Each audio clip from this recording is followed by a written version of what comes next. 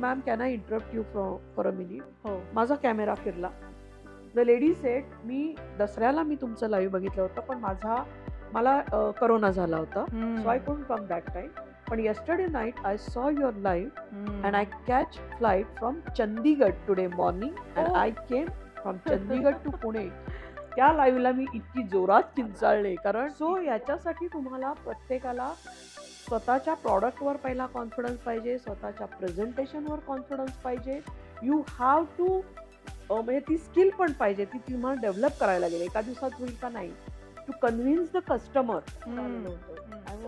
आणि कितीतरी लोक आता आउट ऑफ पुण्यापासून पण येणारी, म्हणजे अक्षरशः अकोल्यावरूनही मला फोन आला होता की मॅडम गेले होते आणि काहीच नाहीये तिथे. मग मी त्यांना नाही, मी लगेच लाईव्ह गेले, दाखवलं सगळं काय झालंय. मनातून तुटलेले होते, कारण प्रॉडक्ट भरपूर माझ्या पार्टिसिपंटनी बनला होता. नमस्कार, व्हायब्रंट माइंड पॉडच्या नवीन कोऱ्या एपिसोडमध्ये सर्वांचं स्वागत आहे. आज मस्त हवा आहे आणि मगाशीच व्हॉट्सअपवर मैत्रिणीचा मेसेज वाचला, चल एक्झिबिशन्स बघायला येते का. आणि मी अगदी नॅचरली म्हणून गेले, मेषचं असेल तर मी येईन. येस, आज आपल्याकडे मेष एक्झिबिशन्सच्या मेधा दिवेकर मॅडम आलेल्या आहेत. नमस्कार मेधाताई, तुमचं खूप खूप स्वागत आहे व्हायब्रंट माइंड पॉडच्या नवीन छान मस्त एपिसोड्समध्ये. आणि आता लक्षात आलंच असेल की मस्त डिस्कशन होणार आहे. एक्झिबिशनचा एक माहोल असतो आणि त्या माहोलमध्ये आपण गेल्यानंतर नुसतं शॉपिंग करतो, काय आता इथे मस्त मेनू ठेवलाय, काय खायला आहे का बघतो, पिशव्या कशा न्यायच्या, गाडीला पार्किंग मिळेल का.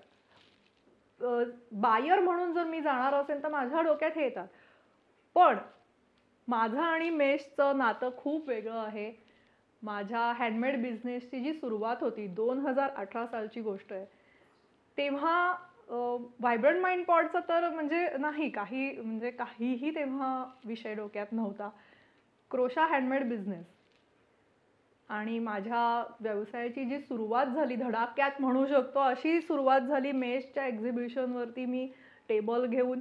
तर एक सेलर म्हणून जेव्हा आपण एक्झिबिशनला जातो, तो एक वेगळं फिलिंग असतं, एक्साइटमेंट असते, नर्व्हसनेस असतो. आणि सेल्फ मार्केटिंग करायचं हे इथेच निम्मी जनता किंवा निम्मे सेलर्स, मला वाटतं मेधाताई काय म्हणताय तुम्ही, डिमोटिवेट होतात. हां, म्हणजे आणि त्यांना ती नॅक जर नसेल कळली ना तर इट बिकम्स व्हेरी डिफिकल्ट. पण माझ्या बाबतीत असं झालं की माझ्या हँडमेड बिझनेसची ॲड करण्यापासनं राईटअप जो आपण कॉन्टेंट, आता कॉन्टेंट क्रिएशन वगैरे असे शब्द नवीन, पण तेव्हा एक छान वाचून कळावं लोकांना की कोण सेलर येणार आहे, कोण. त्यांनी जे माझ्यासाठी लिहिलं ते माझ्यासाठी खूप खूप डिअर आणि खूप मनाच्या जवळ राहिलंय. आजही मी ते थोडं जरी मनात डाऊट आला ना आपल्या क्रोशे हँडमेड बिझनेसबद्दल, तर मी ते वाचते. आणि सेंटी नाही होणार आहे होईन पण कदाचित. आणि हे खूप नॅचरल आहे, हे स्क्रिप्टेड नाही आहे. आपणच आपल्या बिझनेसची जर नाही मार्केटिंग करू शकलो तर आज काय. अशा एका मिनलला नाही तर अशा अनेक जणींना मेधा मॅमनी मोठा प्लॅटफॉर्म मिळवून दिलेला आहे. छोट्या छोट्या हँडमेड बिझनेसेसना मोठं ग्लॅमरस करून त्यांना त्यांचा सेल्फ रिस्पेक्ट दिलेला आहे. हे आपण मोटिवेशनल व्हिडिओजमध्ये बघतो, ऐकतो, पण हे मी जगलेली आहे. आज व्हायब्रंट माइंड पॉडपर्यंत येण्याचे आणि आज माझ्यासाठी हे ग्रॅटिट्यूड, खरंच काय गिव्ह बॅक करू शकेन मी कुणाला, काय मी त्यांना देऊ शकेन. तर मी आज त्यांच्याबरोबर दिलखुलास गप्पा मारीन, त्यांची स्टोरी मी सगळ्यांपर्यंत आणीन. And I am really in a gratitude feeling. नवीन वर्ष सुरू होतंय, जुनं संपतंय, ह्या ट्रान्झिशनला मी इथे आहे. काय दिलं मागच्या वर्षांनी मला आणि आता माझे पुढचे प्लॅन्स काय आहेत, तर त्याचा सगळा जो पॉझिटिव्हनेस आहे आणि त्यांच्या ऑरा किंवा तिथं बसल्यावर जे मला फिलिंग येते आज, आय कांट इवन एक्सप्लेन. तर अशा छान मेधा मॅम बरोबर आपण गप्पा मारूया. माझा प्रवास आता मी उलगडून सांगितला, पण मेष आणि मेधा मॅम हे काही असं अचानक घडलेली गोष्ट नाहीये. ऑटोमेशन इंजिनियर कडून मेषची सुरुवात होणं किंवा क्रिएटिव्ह फील्डमध्ये येणं, मार्केटिंगमध्ये येणं, हे एक वेगळं फील्डच एक्सप्लोर केलं त्यांनी. त्याच्याबद्दल सांगाल मेधा मॅम की हे ट्रान्झिशन कसं झालं. बेसिकली स्कूलिंगपासून म्हणजे चांगल्या ग्रेडला मी राहिले नेहमी. आणि luckily everything happen in a neat and nice way. जेव्हा ऑटोमेशन इंजिनियर होते तेव्हा पण चांगल्या पद्धतीने मी माझे प्रोजेक्ट्स एक्झिक्यूट केले. त्याच्यानंतर काही म्हणजे माझा मुलगा जन्माला आला आणि family background that also matters, की since my husband is from merchant navy background आणि मी प्रोजेक्ट्समधली, त्याच्यामुळे मला बऱ्याच वेळा बाहेरही जावं लागायचं. आणि जेव्हा मुलगा जन्माला आला माझा, त्या 4 महिन्याच्या बेबीला घेऊनही मला बाहेर जावं लागलं होतं. ऑफकोर्स तेव्हा मी एक जॉब बदलायचा प्रयत्न केला होता. I was with Alfa Laval, then ABB, नंतर सॅब्रो, आणि त्याच्यातून मग मला पुढे अजून एका मल्टीनॅशनल कंपनीने ऑफर केली होती. या सगळ्या ट्रान्झिशनमध्ये काय झालं की या सगळ्या काळामध्ये मी आणि माझा मुलगा क्वाईट अटॅच झालो. अर्थात बॉन्डिंग असतं, नवरा बाहेर, मी पण बाहेर प्रोजेक्टसाठी. तर त्यावेळेस एक मनात विचार आला व्हेन आय रिटर्न बॅक की खरंच नीड आहे का टू लिव्ह द बेबी. आणि प्रत्येक मूल वेगळं असतं. माझा मुलगा वेगळा होता. He wanted his mother to be at home. आणि खूप छोटीशी इच्छा होती त्याची, आणि आई जिंकली त्याच्यामध्ये. आणि आई माझी साधीच आहे, 10वी वगैरे शिकलेली त्या काळातली. तर तिने मला सांगितलं, मेधा, सगळ्याच गोष्टी तुला ॲट अ टाइम मिळणार नाहीये, कुठेतरी तुला सॅक्रिफाईस हे करावं लागणार, आणि हे प्रत्येकाला करावं लागतं. प्रत्येकाचं लाईफ काही सेम असू शकत नाही. आणि to become a good mother in those days is also good career. हे ॲक्च्युअली तिची वाक्य होती. की कारण आमच्या वेळेस आम्ही 3 जण भावंड, आमच्या वेळेस म्हणाली, जेव्हा आम्ही तुम्हाला वाढवलं ना, काही असे बाहेरचे अट्रॅक्शन्स नव्हते. आता जे काही बाहेर चाललंय, तर तुमची मुलं चांगलं नागरिक होणं हे अतिशय मस्ट आहे. आणि ते जरी तू करू शकलीस तर तेही चांगलंच आहे. की हाऊसवाईफ म्हणून पण मी मस्त एन्जॉय केलं. ते करत असताना मी एखादं म्हणजे 2-3 वर्ष मी करोगेटेड बॉक्सेसचा पण बिझनेस केला होता. मोठमोठ्या कंपन्यांना मी सप्लाय पण केलं होतं. करोगेटेड बॉक्सेस माझे दुबईला पण झाले होते. त्या फील्डमधली नव्हते, पण तरी ते मी केले होते. अगेन द फॅमिली बॅकग्राऊंड, माझी सासूबाई आजारी पडल्या, शी वॉज हॉस्पिटलाइज्ड, आणि मग परत एकदा बोटीवर जाणं झालं, त्याच्यात ब्रेक झाला. आणि 15 साली माझ्या सोसायटीमध्ये एक मी फनफेअर ऑर्गनाईज केला. आणि त्याच्यातून तो खूप सक्सेसफुल झाला, नो डाऊट. आणि त्याच्यामधून मग मी पुढे हा कन्सेप्ट माझ्या डोक्यात आला की आता माझा मुलगा मोठा झालाय, एक 17-18 वर्षाचा झालाय, आणि आय एम एन्जॉईंग दिस. म्हणजे लोकांची कम्युनिकेशन होणं, वेगवेगळ्या पदार्थ, आपण फनफेअरला पदार्थच असतात ते चाखणं, आणि ओव्हरऑल शाळा कॉलेजला कसं आपण फनफेअर मजेशीर करतो, एन्जॉय, तशा पद्धतीने मी सोसायटीत केलं होतं. People also enjoyed. तुफानी फुटफॉल. म्हणजे ऍटलिस्ट माझ्या सोसायटीत मला लोक ओळखत होते, महात्मात मी राहते पुण्यामध्ये. आणि तो सुंदर झाला. मग अजून एका सोसायटीत मी अशीच फंक्शनसाठी गेले होते. तर ज्यांच्याकडे गेले होते तर त्यांच्या मिसेसला माहिती होतं की I am trying something like this. तर तिने मला विचारलं की बाई काय झालं तुझं, तू करणार होती? तर मी म्हटलं नाही ग, कुणालाच इंटरेस्ट नाहीये, so what for I should work for that. आणि अचानक मी तिला विचारलं, तुझ्या सोसायटीत करू मी? And she smiled. That was Ajanta Avenue society in Kothrud. आणि मग दुसऱ्या दिवशी जाऊन मी तिथल्या मॅनेजरना भेटले. ते मला म्हणाले की मॅडम, आम्ही बाहेरच्यांना परमिशन देत नाही. Then I said right, let's go. आणि मग ते मला म्हणाले की मॅडम, तुम्ही एक्झिबिशन करू शकता instead of funfair. Yes, let's go for. आणि मग परत उठणार, म्हणजे चेअरमधून ऍक्च्युली मी उठत होते की जाऊ दे, सगळेच नाही म्हणतात, मला काय एवढं पडलेलं आहे. And the moment he said, I sat down in the chair. आणि मी तिथं बुकिंग करूनच बाहेर पडले. आणि when it was my second, मी जो फनफेअर महात्मात केला होता, त्या चौगुले इंडस्ट्रीजचे लोक आपल्याकडे होते, कार होती त्यांची. तर त्यांना माझं बॅकग्राऊंड माहिती होतं. And he called me and he told me, mister Atre, CEO of them, की मॅडम, बाहेर कुठेही केलात तरी वी विल सपोर्ट यू. मग मी अजंठामध्ये माझा पहिला फनफेअर म्हणजे एक्झिबिशन केलं. त्याच्यामध्ये टोटल आय गेस 18 पार्टिसिपंट होते. आणि त्याच्यामध्ये मी निम्मे जवळजवळ जे होते ते कमर्शियल मधले होते. पीपल हू वॉन्ट, म्हणजे आता जर फायनान्स मधली लोक, किंवा टुरिझम मधली, त्यांना आपल्या म्हणजे एलिट सोसायटीतल्या क्राऊडला भेटायचं असतं, पण सोसायटी तुम्हाला परमिशन देत नाही. सो या निमित्ताने they also communicated neatly with this people. So अगदी बाईक, कार, टुरिझम, सोलरवाले असं सगळे, आणि 50% आपल्यासारख्या हाऊसवाईफ्स की ज्या पॅशन म्हणून, त्याच्यामुळे चितळ्यांची सून पण होती, पॅशन म्हणून काहीतरी करतायत, साड्या म्हण किंवा ज्वेलरी, फूड आयटम, हे सगळं घेऊन मी तिथे आले. पण हे आणताना I have not brought it as a Medha Diwekar. माझं तिथे मेषचा जन्म झाला. आय विल से मेष आणलं मी.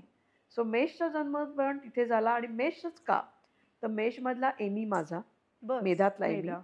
आणि my friend who use to support me in Mahatma, Marwari होती. त्याच्यात म्हणजे जनरली मी कधी एक्झिबिशनला जाणारी बाई नाही, हे मी तुला सांगते. मला एक्झिबिशन मध्ये पार्टिसिपंट कसे मिळवायचे ही माहिती नव्हते, पण माझ्या बडबड्या स्वभावामुळे 12 पार्टिसिपंट मी मिळवले होते महात्माच्या फनफेअर साठी. आणि त्यांचं मारवाडी समाजामध्ये बऱ्याचशा बायका सिलाई बुनाई असं त्यांचं खूप छान असतं. सो हँडक्राफ्टिंग करणं, तर तिचे 6 असं मिळून आम्ही ते केलेलं होतं. सो मी तिला म्हटलं होतं की तुझ्यातला एसएच तर माझ्यातला हे, असं करून आपण एक एक्झिबिशन करू मेष. पण जेव्हा मी हे डिझाईन करायला बसले ऍडव्हर्टाइजमेंट, सो तेव्हा मी तिथं ते मेष लिहिलं. मेष म्हणजे काय, जाळं. पण मी तो जाळं कसं घेतलं, स्पायडर नेट. तर मग त्याच्यासाठी मग लोगो डिझायनिंग आलं. लोगो सुद्धा मी डिझाईन केला. टेक्नो सॅव्ही होते का मी त्या ह्याच्यात नव्हते, 0 होतं. पण गुगल मधून कुठून तरी मी तो मेषचा हे घेतला, जाळं घेतलं. मग ते आता नेट जेव्हा मी ते समोर घेतलं, माझा मेष लिहिला, मग त्याच्यामध्ये प्रॉडक्ट्स आले. प्रॉडक्ट्समध्ये सगळे मी ते नेटवर मांडले. म्हणजे साडी आणि गाडी both are required, yes, but those are hold with that net. आणि ते इतकं सुंदर होतं की त्याचं क्राफ्टही मला ते आवडलं होतं. And it was the successful exhibition for 2 evenings in Ajanta Avenue, no doubt. आणि people use to come and ask me की मेष, मलाही बरं वाटायचं. इन्स्टेड ऑफ मेधा दिवेकर मेष, I always prefer branding. Branding. That is because of the corporate background what I got it. म्हणजे weaving असतं, ब्रँडिंगच करायचं का प्रत्येक वेळेस, हा कन्सेप्ट नव्हता. पण मला मेधा दिवेकरही असं म्हणायचं नव्हतं. सो ब्रँडसाठी काम करताना हे सुरुवात झाली पेजची, यू कॅन से. घडत गेल्या या गोष्टी की मला काय लोकांना दाखवायचं आहे, हे महत्वाचा पार्ट त्याच्यामध्ये होता. त्याच वेळेस मी सकाळला जाऊन भेटले, शीला देशपांडेंना मी घेऊन गेले होते माझ्या बरोबर. आणि सकाळनी पण मला सपोर्ट केला की आर्टिस्ट लोकांसाठी तुम्ही करताय तर नक्कीच छान आहे. याचा इम्पॅक्ट या सगळ्याचा असा झाला की very first day there was a big crowd in Saptashilp hall. म्हणजे I was nowhere in the market. आणि very first exhibition was a successful exhibition. माझ्या सगळ्या पार्टिसिपंटचा बिझनेस अप्रतिम सुंदर झाला. शनिवार रविवारचं ते होता. आणि मग त्याच्यानंतर I wanted to come after a year, कारण परत यायचं नाही असं एक कुठेतरी मनात होतं की आपल्यासाठी लोकांनी थांबलं पाहिजे. तेव्हा माझे पार्टिसिपंट म्हणले नाही मॅडम 6 महिन्यांनी तरी बघा, एकदा विचार करा. I was very firm. पण मग हॉलमधून फोन आला की लोक विचारतायत जानेवारीमध्ये की इथं ते मेष लागलं होतं ते परत कधी. मग म्हटलं ठीक आहे 6 महिन्यांनी आपण येतोय, तर आपण क्राफ्ट अँड कॉटन बाजार म्हणून येऊया. So me different type of cotton again याच बायकांकडून मी घेतला, तो सक्सेसफुली केला. त्याच्यानंतर परत 6 महिन्यांनी मी दिवाळीसाठी आले. आता हे करत असताना वेगवेगळ्या टाईपची ज्वेलरी मी बघत होते. आणि हे डिझाईन करताना 30 मध्ये मी प्रत्येक प्रॉडक्टवर ना पर्सेंटेज द्यायचे. म्हणजे सगळं ज्वेलरी असेल का नाही. एक माझ्याकडे 6 स्टॉल ज्वेलरीचे झाले की मी ते बंद करायचे. 4 स्टॉल ज्वेलरी साडीचे झाले की बंद करायचे. तर हे करत असताना ज्वेलरी मला इतकी वेगवेगळी आणि छान दिसली की मला असं वाटलं की I should go for jewellery exhibition. दागिना सॅटर्डे इव्हिनिंग आणि संडे मिळाला आणि तिथे मी दागिना वेगवेगळे स्टॉल मी टाकले. दागिना हायलाइटेड इन पुणे हिस्ट्री म्हणू शकतो Yes. की फर्स्ट एक्झिबिशन जिथे फक्त दागिने, yes, all types of handmade आणि सुंदर एलिगंट दागिने. मोठे ज्वेलर नव्हते तिथे. येस. सगळ्या ह्या ज्या करणाऱ्या काम करणाऱ्या होत्या. हो मग हो. त्याच्यामध्ये जर्मन सिल्वर आली, कुणाचे वुडनचे होते, पुढं. कुणाची मार्बलची होती, येस. कुणाची फॅब्रिक होती, टेराकोटा होती. हो. सो असे व्हेरिड ज्वेलरी घेऊन खूप Crystals, बसले. You um, cannot even imagine. मी 150 पेक्षा जास्त कॉल फेसबुकमधून नंबर घेऊन मी केलेले आहेत बापरे. या कन्सेप्टसाठी. कारण हम्म, प्रत्येकाची ज्वेलरी मला वेगळी हवी होती. हो हो हो. आणि इट वॉज अ म्हणजे जबरदस्त सक्सेसफुल झाला. सो व्हॉट आय स्टार्टेड की गणपतीच्या फ्रेममध्ये पूजा. गणपतीची पूजा करून पहिली कस्टमर आपण तिचं ओपनिंग करतो. वाव. म्हणजे So touching. हा पण माझा कन्सेप्ट आहे की people should come for my product. खरंय. माय प्रॉडक्ट शुड बी आणि सेलिब्रेटेड बाय शेवटी पीपल आर विजिटिंग. ग्राहक देव भव. येस येस, त्यामुळे ते तर आहे.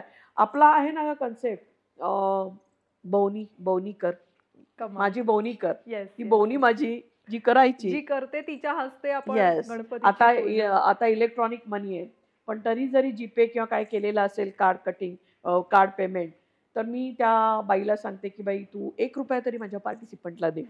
खरंय. म्हणजे ती माझी भावना आहे. नक्कीच नक्कीच. How sweet of you. I mean Manohar मंगलमध्ये खूप सक्सेसफुल एक्झिबिशन्स केली. दागिना, पाडवा असे थीमॅटिक एक्झिबिशन्स खूप छान झाली. मी 2-3 एक्झिबिशन्सची पार्टिसिपंट म्हणून तिथे गेलेले होते. पण आता गुगल मॅपवर वेगवेगळ्या शहरांमध्ये दिसतोय मेषचा झेंडा रोवलेला. ती सुरुवात कशी झाली मॅम? मी लाईव्ह घ्यायला सुरुवात केली होती. Yes. Very from technology. Year you can से 18 साली जेव्हा मी पहिल्यांदा पाडव्याला ह्याच्यावर आले, मनोहरला आले. हो. स्वप्नशिल्पावरून आपण आलो मनोहरला. तेव्हा थोडेसे स्टॉल वाढले होते माझे 15-20. तर माझ्या दृष्टीने ते मोठं माझं होतं, माझ्या पार्टिसिपंटच्या दृष्टीने ते एक्झिबिशन मोठंच होतं. सो त्यातल्या एका मला पार्टिसिपंटनी सांगितलं की मेधा आम्ही एकमेकांना ओळखत नाही आहोत इथे, सो त्याच्यासाठी तुला काही करता येईल का? 2 सेकंद मी तिच्याकडे बघितलं, पटकन स्टेजवर गेले, माईक घेतला आणि माझ्या प्रत्येक पार्टिसिपंटला मी स्टेजवर बोलून मी इंट्रोड्यूस केलं. वाव. आणि ते मी लाईव्ह गेले. So from there live concept सुरू झाला माझा. इट वॉज 21 दिवाळी 21 सालची. आउट ऑफ पुणे मला भेटायला, मला बघायला लोक, मला बघायला म्हणजे माझं काम प्रेज करायला की मॅडम तुम्ही करताय ते ऑसम काम आहे म्हणून. पहिली सांगितलं सोलापूरची बाई मला भेटली. तिने तर मला कसं कसं सांगितलं की काय काय म्हणजे तेव्हा काहीतरी एसटीचा संप होता, तो वरून करून मी खाजगी बस पकडून कशी आले, मध्यरात्रीत उतरले, हे सगळं सांगितलं. मला आश्चर्य वाटत होतं की एवढं माझ्यासाठी लोक आली. ही बाई खूप प्रेज झाले होते, म्हणजे प्रेम भरून आलं होतं मला. मग दुसऱ्या दिवशी मी अजून माझ्या एका पार्टिसिपंटचा लाईव्ह घेत होते रात्री आणि स्टार्ट केला आणि द लेडी फ्रॉम साईड मला म्हणाली की ma'am can I interrupt you for a minute. माझा कॅमेरा फिरला. द लेडी सेड मी दसऱ्याला मी तुमचं लाईव्ह बघितलं होतं, पण मला करोना झाला होता, so I couldn't come that time. पण yesterday night I saw your live and I catch flight from Chandigarh today morning and I came from Chandigarh to Pune. त्या लाईव्हला मी इतकी जोरात किंचाळले कारण it was unimaginable. It was really, मला डायजेस्टच होत नव्हतं. सो या लाईव्हचा इम्पॅक्ट मुंबईतही झाला होता. सो कुणाचाही लाईव्ह घेतला ना की खाली भरपूर मला मेसेजेस असतात की तुम्ही मुंबईत कधी येणार. मी कधी इमॅजिनच केलेलं नव्हतं की मी मनोहर सोडून किंवा पुणे सोडून, म्हणजे एका सोसायटी मधनं सुरुवात झालेलं एक्झिबिशन मनोहर मधून आता तुम्ही परगावांमध्ये जायला लागलात. म्हणजे तिथून मी डिसाईड केलं की मी मुंबईला जाते. राईट. स्प्रिंगच्या वेळेस मला बरेचसे फोन मुंबईवरून यायला लागले की मॅडम तुमचं 11ला टेबल तयार असतील ना. म्हणलं हो का, असं का विचारतात. नाही, मी 70 जणांचा आम्ही ग्रुप घेऊन पालघरवरून येतोय, 30 बायका आम्ही विरारवरून येतोय, 30 बायका आम्ही इकडून येतोय. मला प्रेशर यायला लागलं, हळूहळू प्रेशर बिल्टअप व्हायला लागलं. पण जेव्हा मी स्काउटला गेले आदल्या दिवशी रात्री, आय रिमेंबर, मी स्काउटच्या मॅनेजरला फोन केला हॉटेलमधून. त्याचं नाव किरण. म्हटलं किरण, उद्या जर खूप गर्दी झाली ना तर आपण काय करू, पुढून शटर डाऊन करू, मागचा दरवाजा उघडू. ज्या दिवशी म्हणजे शुक्रवारी आम्ही सकाळी 10ला पोचलो होतो, 10:30लाच बायकांनी सुरुवात केली यायला आणि बघता बघता 11 पर्यंत हॉल तुडुंब भरला. फोर्समुळे टेबल पडायला लागली ऍक्च्युअल मध्ये. मी स्टेजवर होते. मी किरणला फोन केला, म्हटलं किरण आत्ताच म्हटलं 11 वाजता दरवाजा शटर डाऊन करावा लागणार आहे. किरण म्हटला मॅडम शटर काय डाऊन करू, या तुम्ही पुढे बघा काय झालंय. मी घाबरले, म्हटलं अरे बापरे काय झालं. त्या गर्दीत, त्याच्यात मोडाल सिल्कची साडी नेसलेली हेवी असते ती थोडी, सावरत सावरत त्या गर्दीतून वाट काढत मी पुढे गेले.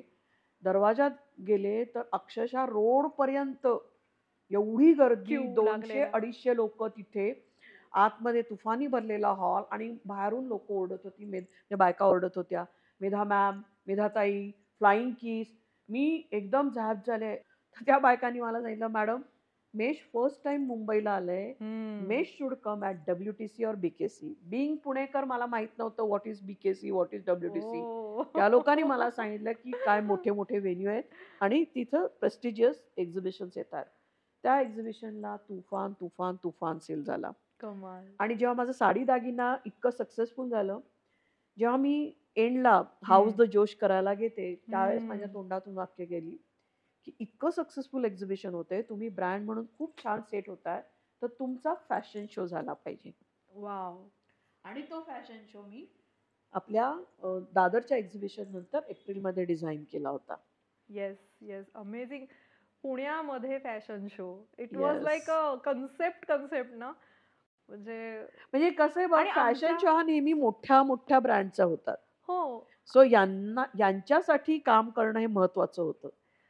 फॅशन शो म्हणलं की ना वेगळंच एंटिना सुरू होतो माणसाचा. दुसरी गोष्ट तुकतुकीत चढचढीत मॉडेल्स आणि आपण फॅशन शो तर इतका अमेझिंग केला खरं. येस.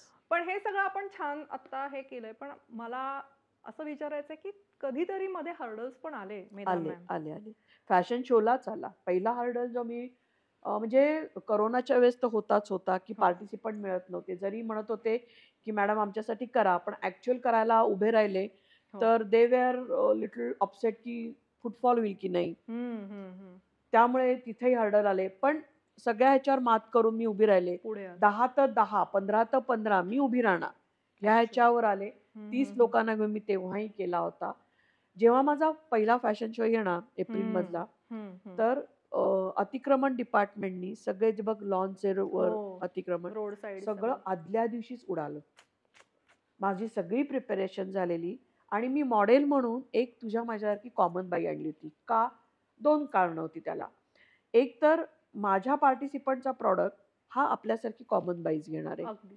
जर मी सडसडीत बांध्याची सुंदरशी अशी जर मॉडेल चालवली, एक तर तिला मला कॉस्टिंगही वाढलं. बरोबर. दुसरी गोष्ट, हा जो माझा प्रॉडक्ट आहे हा कॉमन बाई विकत घेणार आहे. सडसडीत बाई जर चालायला लागली तर माझ्यासारखी जाडी बाई म्हणेल तिला छान दिसतंय, तिचं एज असतंय म्हणून दिसतंय. पण तुझ्या माझ्यासारखी बाई जेव्हा चालते तेव्हा ऑटोमॅटिक समोरच्या बाईच्या माझ्या कस्टमरच्या मनात कॉन्फिडन्स येतो, ती घालते ना मग मी पण घालू शकते. अगदी अगदी. आणि मग माझा प्रॉडक्ट खपेल. एकदम दॅट वॉज माय लुकआउट. आणि त्याच्यामध्ये अजून एक झालं की ह्या सगळ्या आपल्यासारख्या बायका कधीतरी मनात येतं, जेव्हा आपण फॅशन शो बघतो, ब्युटी पॅजंटचं बघतो, तेव्हा असं म्हणा येतं आपणही चालायला पाहिजे. येतच कुठं तरी आतून येतच बकेट लिस्ट. पण आपल्याला कोण चान्स देणार हे पण असतं. पण असा चान्स हा मेश कडून मी ह्या प्रत्येकीला दिला. फॅशन शो करायचा, lot of money in that. म्हणजे तो पहिला तर उडाला फॅशन शो, कारण सगळंच उडालेलं होतं. I was. आणि कितीतरी लोक आता आउट ऑफ पुण्यापासून पण येणारी, म्हणजे अक्षरशः अकोल्यावरूनही मला फोन आला होता की मॅडम गेले होते आणि काहीच नाहीये तिथे. मग मी त्यांना आलं नाही, मी लगेच लाईव्ह गेले, दाखवलं सगळं काय झालंय. मनातून तुटलेले होते, कारण प्रॉडक्ट भरपूर माझ्या पार्टिसिपंटनी भरला होता. इकडं सगळं ट्रेनिंग झालेलं होतं, एलईडीच्या स्क्रीन्ससाठी किंवा कॅमेरेसाठी सगळंच बुकिंग झालेलं होतं ना ग. पण नाईलाजही होता.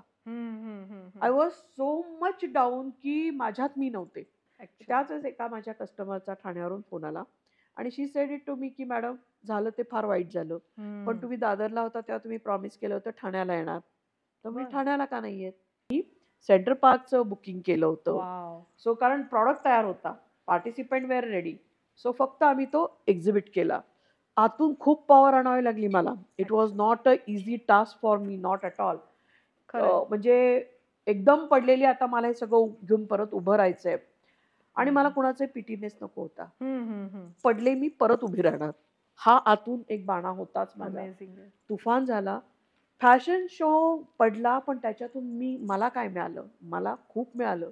हे 2 एक्झिबिशन जी मी 4-4 महिन्यांनी एक्झिबिशन करणारी बाई, एका महिन्यात बॅक टू बॅक माझी 2 एक्झिबिशन्स आली, ती मी एक्झिक्यूट करू शकले. हा कॉन्फिडन्स यांनी मला मिळाला. खरंय खरंय. आणि मग त्याच्यानंतर मान्सून मी कधीच केलेलं नव्हतं, पण मनोहर बंद होणार म्हटल्यानंतर मी एक शेवटचं एक्झिबिशन करायचं, एक अटॅचमेंट असते ना, म्हणून ते पण केलं. मान्सूनही तुफान झाला. आता every year I am bringing monsoon also. नाही तर मान्सूनच्या एक्झिबिशनच्या जनरली जूनमध्ये काय लोक म्हणतात, शाळांचा सीझन असतो, कस्टमरचे पैसे तिथे लागलेले असतात, कोण खरेदी करणार. पण नाही, यावर्षी तर मी 23 साली जूनमध्ये हर्षलला केला होता आणि 14,500 फुटफॉल, जो दिवाळीनी पण आम्हाला दिला नव्हता तो फुटफॉल तिथं होता. तुफान म्हणजे आता ग्रोथ होतेच आहे नक्कीच, लोकांच्याकडून जातेच आहे, पण म्हणजे छान व्हायला लागलं. पण हा कॉन्फिडन्स पडल्याशिवाय मिळाला नाही मला. मेधा मॅम, थोडं मला पण शिकवा ना, असं छोटं छोटं काही झालं कॉमेंट आली. आणि अनदर थिंग इज दॅट की हे तर पडलो, पण मग 7-8 महिने मी काय फॅशन शो आणला नाही का, आणला मी 23 साली मी फेब्रुवारीत घेऊन आले. पण अजून व्हेन्यू मोठा, देन ऑथराइज व्हेन्यू, म्हणजे परत कुठे काही प्रॉब्लेम नको व्हायला सडनली काय आलं तर. ब्युटिफुल, म्हणजे जेवढा तो होता सुंदर तेवढाच हाही होता आणि अप्रतिम सुंदर. आता मेधा मॅमच्या बोलण्यामध्ये उल्लेख झाला, ऐकलं असेल तुम्ही सगळ्यांनी, फुटफॉल झाला, माल संपला, पण त्यांच्याकडे दुसरा माल रेडी असतो. तर ॲज अ बायर मला माहिती आहे, किंवा एक small business owner, handcrafted business owner म्हणून काय काय आपल्याला तयारी करायला लागते. फक्त एक्झिबिशन असं नाही, एक बिझनेस जरी आपल्याला ब्रँडिंगच्या दृष्टीने करायचा आहे, किंवा बिझनेस कन्सेप्ट आहे माझ्याकडे, आयडिया आहे, पण मला बिझनेस करायचा आहे, हे करणं सुद्धा, ह्याच्यासाठी सुद्धा एक वेगळा माइंडसेट असतो, एक वेगळी तयारी करावी लागते. एक छंद असेल त्याचं रूपांतर बिझनेसमध्ये, खूप चॅलेंजेस येतात त्याच्यात, आपल्याला माइंड ट्रान्झिशन्स असतात, आपल्याला थोडं वर्ल्ड किंवा जगात काय चाललंय हे बघून त्या दृष्टीने मोल्ड करायला लागतं. मेधा मॅम, मला तुम्हाला असं विचारायचं आहे की इतके तुम्ही आतापर्यंत व्हेरीड बिझनेस बघितलेत, right from food, jewellery, saris, handcraft, home decor, name it, and ma'am must have, आणि तुम्हाला इन अँड आउट सगळं माहिती असतं बिझनेसचं, की त्या लेडीज किंवा त्या जे कोणी फॅमिली असेल किंवा 2 मैत्रिणी मिळून सुरू प्रकार असतात भरपूर. तर एक जर माझ्याकडे आयडिया आहे आणि मला तो बिझनेस करायचा आहे, तर काय काय चेक पॉइंट्स मला हवे, किंवा काय तुम्ही गाईड असं सांगू शकाल का, की हे तुम्ही करा, सो तुम्ही बिझनेस छान सोलोप्रुनर्स होऊ शकता. येस, बेसिकली काय पाहिजे की शांतपणे विचार करून तुमचा जो काही कन्सेप्ट आहे, तुमचा जो काही तुम्ही कन्सेप्ट बिझनेसमध्ये कन्वर्ट करणार आहात, किंवा जो काही नवीन तुम्हाला बिझनेस सुरू करायचा आहे, त्या बिझनेसमधल्या त्या प्रॉडक्टवर तुमचा स्वतःचा पहिला विश्वास पाहिजे. तेवढ्या कॉन्फिडन्सनी तुम्हाला तो समोर प्रेझेंट करता आला पाहिजे. हे अतिशय महत्वाचं आहे. आणि आता मी तुला एक्झिबिशनचं उदाहरण, म्हणजे एक्झिबिशनमध्ये मी काय बघते ना त्याच्यावरून सांगेन. कितीही फुटफॉल, आता मला सुरुवातीला लोक विचारायचे, बिझनेस म्हणजे सक्सेस लोकांच्या दृष्टीने काय असतो, की या एक्झिबिशनला भरपूर फुटफॉल असतो म्हणजे सक्सेसफुल झालं. नो, असं कधीच नसतं. कारण आपण काय फॉर्च्यून बघणारे किंवा फ्युचर बघणारे माणसं नाही, पत्रिका बघणारी लोक नाहीत. उद्या काय होणार आहे काय सांगू शकत नाही, हवामान खातं आपलं नक्कीच नाही. त्यामुळे किती लोक येणार, काय लोक येणार, हे मी पहिल्यापासून लोकांना सांगते, मला माहिती नाही. बरोबर, आपण त्या दृष्टीने काम करायचंय. बरोबर, की आता माझ्या दृष्टीने कसं आहे की मॅक्स फुटफॉल, पण नुसताच फुटफॉल का नाही, I want perfect footfall. Window shopping वाले नकोय. म्हणजे मेषला येणारी लोक नेहमी म्हणतात की आम्हाला काहीच खरेदी करायची नाही, लोक म्हटले म्हणून आम्ही बघायला आलो, पण हातात खूप बॅग आहे. म्हणजे तेवढं त्या पद्धतीने मार्केटिंग त्याचं झालं पाहिजे, आणि तेवढा कॉन्फिडन्स तुम्हाला स्वतःमध्ये पण पाहिजे. आता मी बघते की कितीही फुटफॉल झाला किंवा काही झालं, आजूबाजूला तुम्हाला बऱ्याच जणांचे बिझनेस होताना दिसतील, कधी कधी स्वतःचा होतही नाही. डज दॅट मीन की तुझा प्रॉडक्ट खराब आहे? नो. समटाईम तुझं त्या दिवशी लक नसतं, नशीब नसतं. Every day is not yours. आज झाला, हेही मी बघते की एखाद दिवशी एखाद्याचा खूप बिझनेस होतो, दुसऱ्या दिवशी होतच नाही, तिसऱ्या दिवशी होतो, किंवा एखाद दुसरा दिवस होतो. तर तो एक काय म्हणाल ना, तो बिझनेसचा पार्ट आहे. That you have to accept. So याच्यासाठी तुम्हाला प्रत्येकाला स्वतःच्या प्रॉडक्टवर पहिला कॉन्फिडन्स पाहिजे, स्वतःच्या प्रेझेंटेशनवर कॉन्फिडन्स पाहिजे. यू हॅव टू म्हणजे ती स्किल पण पाहिजे, ती तुम्हाला डेव्हलप करायला लागेल. एका दिवसात होईल का नाही. To convince the customer. Across the table त्याला माझ्या convince- मुलांनी मला एक सिंपल सांगितलं होतं की त्या पाकिटातून आपल्या पाकिटामध्ये पैसे येणे म्हणजे बिझनेस. प्रॉडक्ट विकून ऑफकोर्स येणं म्हणजेच बिझनेस. तर तो बिझनेस तुम्हाला जमला पाहिजे. आणि मला हे नाही जमणार, ते नाही जमणार, हे आपले आतलं हे असतात, त्याच्यातून तुम्हाला बाहेर येता आलं पाहिजे.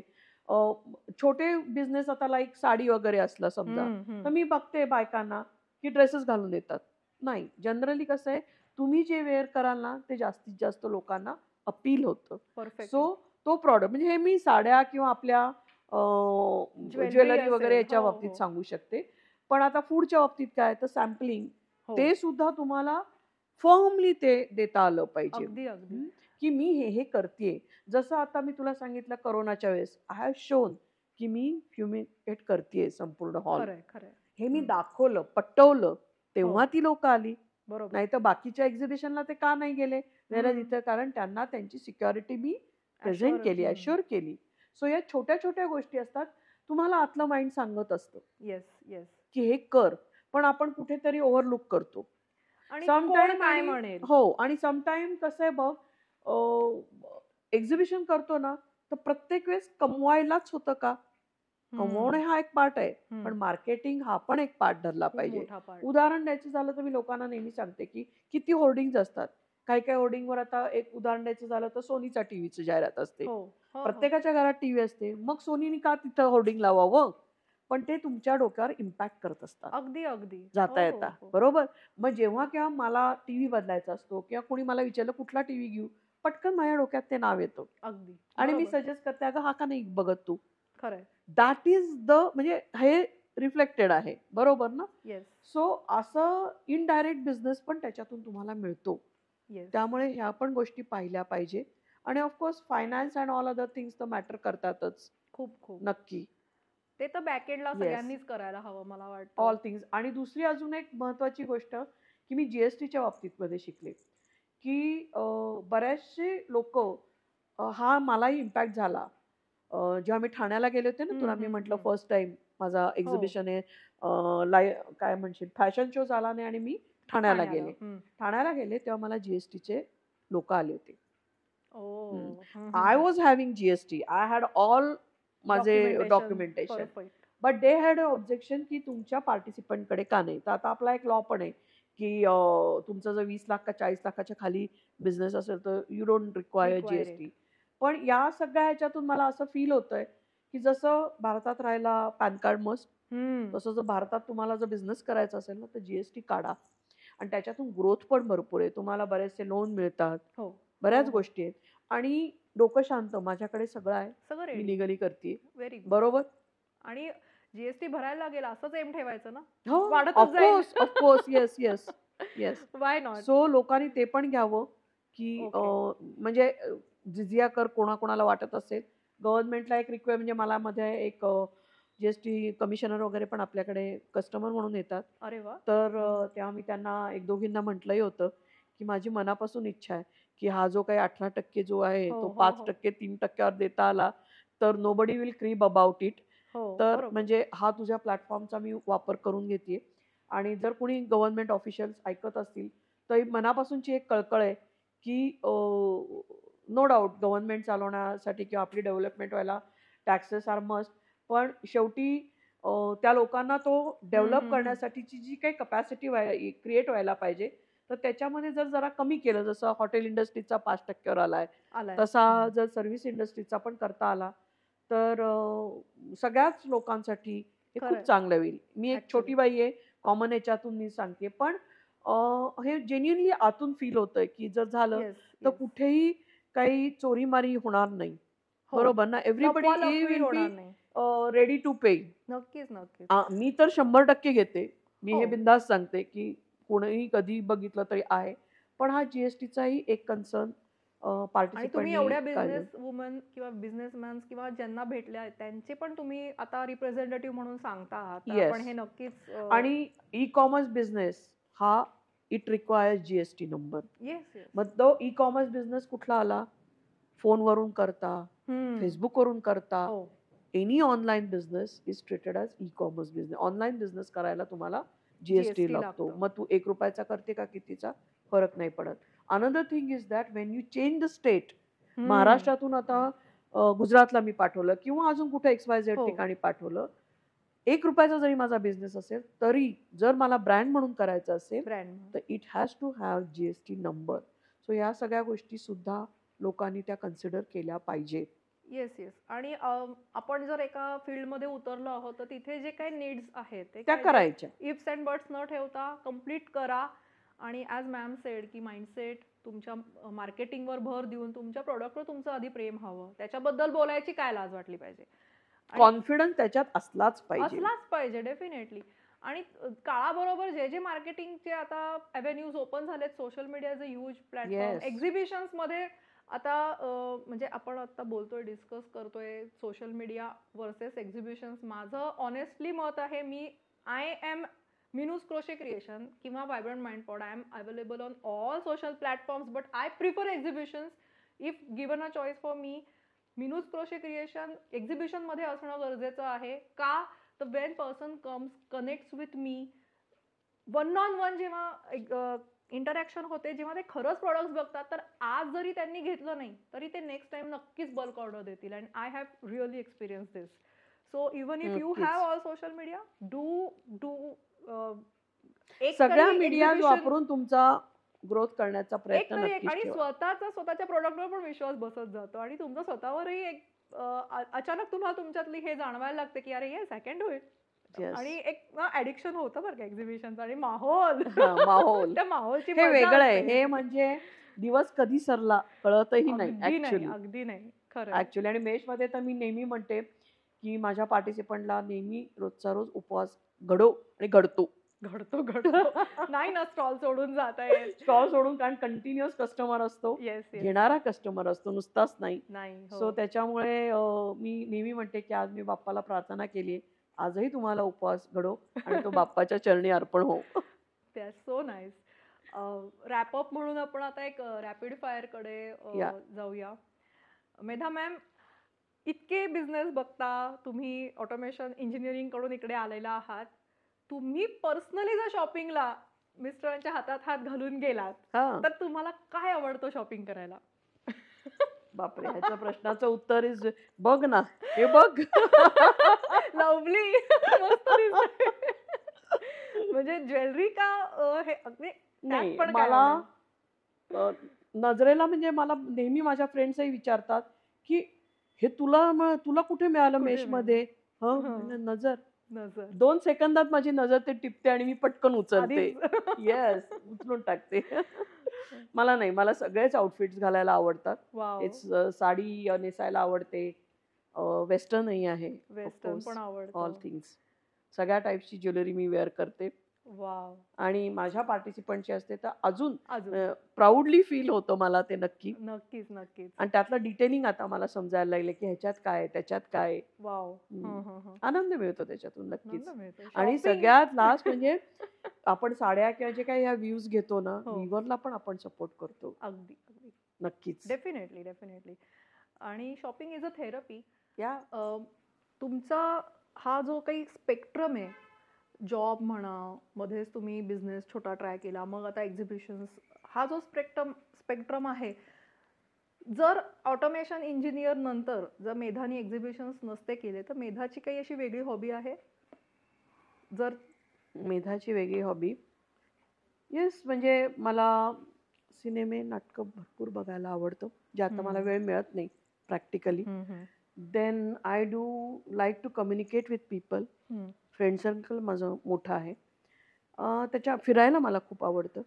Wien I was not doing all this things, मी दर 6 महिन्यांनी मी कुठेतरी, म्हणजे मी इंडिया बघितलाय completely, you can say. I use to tease my son, म्हणजे टीज म्हणता येणार नाही, मी त्याला म्हणायचे लहानपणी. तो म्हणायचा आई इकडे जाऊया तिकडे जाऊया बाहेर. फॉरेनमध्ये तर बिकॉज ऑफ माय हजबंड मी कुठे कुठे गेलेली आहे नक्कीच, पण आम्ही फक्त त्या पोर्ट्सवर असायचो, डीप इनसाइड नाही आम्हाला जाता यायचं. पण मुलाला नेहमी म्हणायचे की तुला मी इंडिया दाखवेन, वाव, मी म्हातारी झाले की तुम्हाला फॉरेन दाखव. तसं आहे, डील आहे आमचं. Deal done deal. इतक्या सगळ्या व्यापांमध्ये, इतक्या एक्झिबिशनच्या झुंबडमधनं सुद्धा आज मेधा मॅम आपल्याकडे आल्या व्हायब्रंट माइंड पॉडच्या या काउचवरती. आज मी त्यांच्याबरोबर बसून रूबरू गप्पा मारलेल्या आहेत. माझे सगळे ग्रॅटिट्यूड, जसं मी स्टार्टला तुम्हाला म्हटलं होतं की माझं गिव्ह बॅक म्हणू नाही शकत, पण एक खरंच खूप मोठं ग्रॅटिट्यूड फिलिंग आहे. व्हायब्रंट माइंड पॉड मिनूस क्रोशे क्रिएशन नसताना फ्लरिश झालं तर मी इथे आज या सोफ्यावर खरंच नसते बसले. सो थोडंसं माझं ग्रॅटिट्यूड मला त्यांना दाखवायचं आहे. आणि खूप खूप थँक्यू, तुम्ही आज आलात. इतक्या मनापासून तुम्ही दिल खुलास माझ्याशी गप्पा मारल्या त्याबद्दल जास्त थँक्यू. आणि as she sed, every bag describe the brand, success story of a brand. या नोटवर मी आज हा एपिसोड संपवते. Thanks dear. मी नेहमी म्हणते थँक्स डिअर, दिल से दिल मिलता है, बरोबर. सो हे जे काही माझं व्हायब्रंट माइंड होतं ना, ते मी प्रेझेंट केलं तुझ्या ह्याच्यावर. Thank you for that. आणि मला बोलवलंच म्हणून thanks. Thank you. And would really love to interact with you again and so many episodes. next season आपण भेटत राहूया. छान मस्त सक्सेस स्टोरीज डिस्कस करूया. नक्की अशाच सक्सेस स्टोरीज बघण्यासाठी व्हायब्रंट माइंड पॉडला सबस्क्राईब करा, लाईक करा, शेअर करा. जितकं तुम्हाला पॉझिटिव्हिटी आज मेधा मॅमच्या थ्रू तुम्हाला कळली आहे, तुमचे सोलोप्रेन्योर्स ओळखीचे असतील, तुम्हाला स्वतःला काही करायचं असेल, जितका वाईड स्प्रेड हा व्हिडिओ होईल तेवढी लोक अजून तयार होतील आणि छान एक्झिबिशन्सना आपण जात राहूया, शॉपिंग करत राहूया. मेश एक्झिबिशनमध्ये पार्टिसिपेट करायचं असेल किंवा एक्झिबिशन बघायला जायचं असेल, त्याच्या अपकमिंग इव्हेंट्सची सगळी माहिती बघण्यासाठी फेसबुक ग्रुपची लिंक डिस्क्रिप्शनमध्ये देत आहोत. नक्की त्याच्यावर क्लिक करा, तुम्हाला लेटेस्ट अपडेट्स कळत राहतील. क्राफ्ट करूया आणि buy from both of us. Bye bye. Bye bye.